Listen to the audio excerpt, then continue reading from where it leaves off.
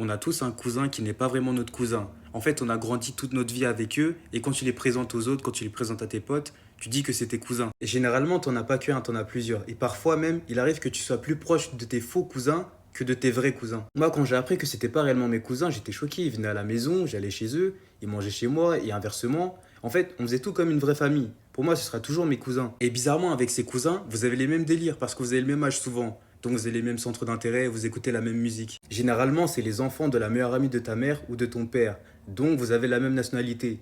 Mais en réalité, vous êtes cousins pour de vrai, c'est bon. Parfois même, il y en a, ils se ressemblent, ils ont les mêmes traits de visage. Et quand quelqu'un lui demande s'ils sont cousins, ils vont dire oui. Il va pas chercher à comprendre. C'est le genre de cousin, étant donné qu'il n'est pas vraiment de ta famille, il ne calcule pas les embrouilles. Il y en a certains, ils partagent plus de choses avec leurs faux cousins que leurs vrais cousins. Pour moi, c'est totalement normal, au même titre que d'avoir des oncles et des tantes qui en réalité ne le sont pas vraiment. Et c'est quelque chose que je vais continuer, ça s'arrêtera pas là. Mes enfants seront les cousins de ces enfants. Et franchement, j'espère ils s'entendront bien.